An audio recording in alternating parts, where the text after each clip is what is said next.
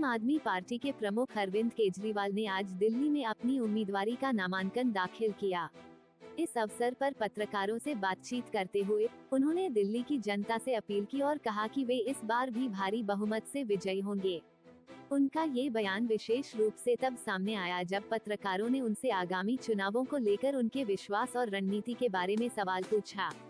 अरविंद केजरीवाल ने कहा, मैं उम्मीद करता हूं कि जिस तरह से दिल्ली की जनता ने हमें 2015 और 2020 में विश्वास दिखाया था, वैसे ही इस बार भी हम पर विश्वास करेगी।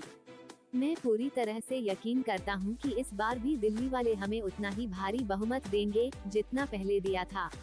हम एक सकारात्मक प्रचार अभियान चला रहे हैं और हम जनता को ये बता रहे हैं कि हमने पिछले 10 वर्षों में उनके जीवन को बेहतर बनाने के लिए क्या काम किए हैं।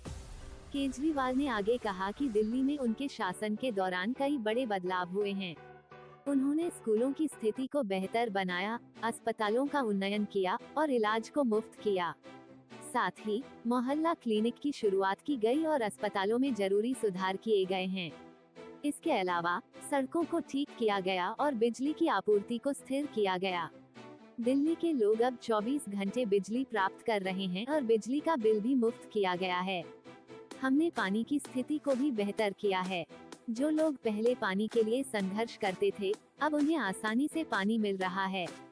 हम दिल्ली वासियों के लिए अधिक से अधिक सुविधाएं मुहैया कर रहे हैं, उन्होंने कहा। केजरीवाल ने दिल्ली की महिलाओं के लिए भी कई योजनाओं की घोषणा की। उन्होंने कहा, हमने महिलाओं के लिए विशेष योजनाओं की शुरुआत की है। अब हर महिला को 2100 रुपए मिलेंगे ताकि उनका जीवन आसान हो सके। ये हमारी ओर से एक सशक्त प्रयास है ताकि महिलाओं को आर्थिक रूप से आत्मनिर्भर बनाया जा सके। उनका ये भी कहना था कि बुजुर्गों का इलाज भी मुफ्त किया जाएगा। हम बुजुर्गों के लिए भी फ्री इलाज की योजना लेकर आए हैं। उनकी सेहत का ख्याल रखना हमारी प्राथमिकता है। हम ये सुनिश्चित करेंगे कि उन्हें सर्वोत्तम इलाज मिले ताकि वे भी स्वस्थ रहें और जीवन का आनंद ले सकें। अरविंद केजरीवाल ने अपनी योजनाओं का विस्तार करते हुए ये भी कहा कि उनकी सरकार ने दिल्ली में शिक्षा, स्वास्थ्य और मूलभूत सुविधाओं को बेहतर करने के लिए कई बड़े कदम उठाए हैं। उन्होंने ये भी बताया कि आम आदमी पार्टी की सरकार ने जनता को दिए गए वादों को पूरा करने में कोई कसर नहीं छोड़ी है। उनका कहना था, हमने जनता से किए गए वादों को पूरा किया है। हम मानते हैं कि अगर हमें जनादेश मिलता है तो हम और भी बेहतर काम करेंगे। हमारी सरकार का उद्देश्य केवल जनता की भलाई है। अरविंद केजरीवाल के इस बयान से यह स्पष्ट हो गया कि वे आगामी चुनावों में अपने काम और योजनाओं के आधार पर दिल्ली वासियों से वोट की अपील करेंगे। उन्होंने ये भी कहा कि उनकी पार्टी ने हमेशा दिल्ली के लोगों की भलाई के लिए काम किया है और आने वाले समय में भी इसी दिशा में काम करती रहेगी। इस दौरान उन्होंने विपक्षी दलों पर भी कटाक्ष किया। हमने कभी किसी भी नेता या पार्टी के खिलाफ नफरत फैलाने का काम नहीं किया। हमारी राजनीति सकारात्मक रही है और यही कारण है कि दिल्ली वाले हमें अपना समर्थन दे रहे हैं। केजरीवाल के इस बयान से यह साफ हो गया कि उनका चुनावी अभियान न केवल दिल्ली वासियों के लिए बल्कि पूरे देश के लिए एक मिसाल पेश कर रहा है। उनकी योजनाओं और वादों को लेकर जनता में उम्मीदें बनी हुई हैं और अब ये देखना होगा कि आगामी चुनावों में आम आदमी पार्टी किस हद तक सफलता प्राप्त करती है। सर नामांकन भर दिया सर? नामांकन भर दिया है। अभी मैंने नामांकन भरा है और मैं अब उम्मीद करता हूं कि जिस तरह से 2015 में 2020 में लोगों ने हमारे ऊपर विश्वास किया, भारी बहुमत दिया, इस बार भी मैं उम्मीद करता हूं कि वही उतना ही विश्वास दिल्ली के लोग हमें विश्वास के साथ वोट देंगे, उसी स्तर का वोट देंगे, उतना ही भारी बहुमत देंगे। मैं ऐसी उम्मीद करता हूं क्योंकि हम एक पॉजिटिव कैंपेन चला रहे हैं।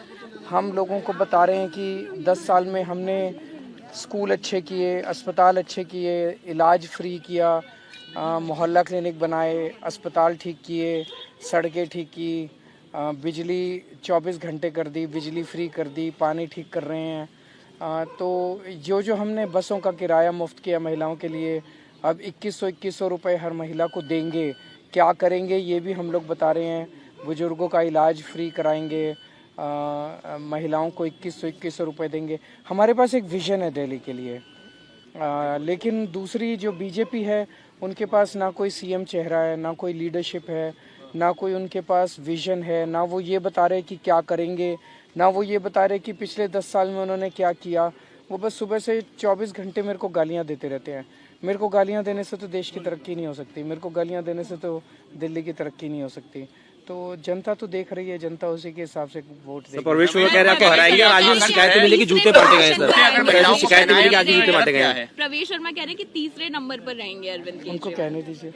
नहीं, वो जूते अगर महिलाओं को पहनाए तो उसमें गलत क्या? उनका कहना है कि अगर किसी के पैर में जूते नहीं है पहना दिए तो उसमें गलत क्या? मैंने तो कहा नहीं, मैं तो ये कह रहा हूँ कि उनको ये लगता है कि एक जोड़ी जूते दे के लोगों में जूते बांट रहे हैं, वो जैकेट बांट रहे हैं, पैसे बांट रहे हैं।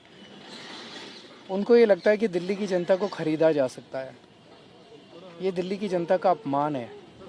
दिल्ली की जनता को आप एक जूते की जोड़ी से खरीदने की कोशिश कर रहे हो। दिल्ली की जनता को 1100 रुपये में खरीदने की कोशिश कर रहे हो। दिल्ली की जनता 1100 रुपये में बिकने वाली नहीं है। तो ये अलग किस्म का, वो जब आप 5 साल 10 साल कुछ काम ना करें, चुनाव के 1 महीने पहले आके आप वहाँ की जनता में आप सोचें, आप खुलेआम कह रहे हो कि मैं तो पैसे से खरीद लूँगा लोगों को, तो आप इस तरह की बातें करें तो फिर जनता देख रही है। सर पिछले 62 कितनी उम्मीद कर रहे हैं सर? पिछले 62 कितनी मान रहे हैं सर? पिछले 62 कितनी मान सर? पूर्ण बहुमत आएगा, अच्छा बहुमत आएगा। लेकिन वाल्मीकि मंदिर के वोट कटवा रहे हैं वो प्रवेश ऐसा कह रहे हैं। बीजेपी चुनाव आयोग में शिकायत भी दी है सर, वाल्मीकि मंदिर के तो चुनाव आयोग इस पे जांच करेगा। ठीक है, तो अरविंद केजरीवाल जो हैं उन्होंने नामांकन भर दिया है, अच्छे से जीते और नॉमिनेशन आज हो गया। आज लग रहा है कि अब आगे की लड़ाई पर आप, क्योंकि पैदल यात्रा आज शुरू किया, लेकिन बाकी रोड शोज भी करने में आपको कम करेंगे, रोड शो भी करेंगे, रैली भी करेंगे, सब